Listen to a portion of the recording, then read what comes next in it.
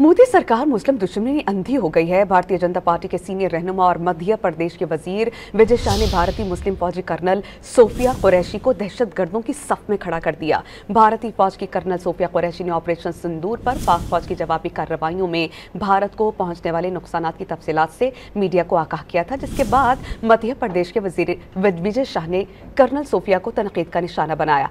कांग्रेस ने colonel Sophia पर तनकीद बिला जवाब करार दे दी। साथ ही विजय शाह से मुस्ताफी होने का मुतालबा किया। कांग्रेसी कारकुनान ने विजय शाह के घर के बाहर एहतजाज भी रिकॉर्ड करवाया। विजय शाह के नाम की तख्ती पर कालक फेंक दी। विजय शाह ने सोफिया कुरैशी पर क्या तनकीद की थी, क्या कहा था, आइए आपको दिखाते हैं।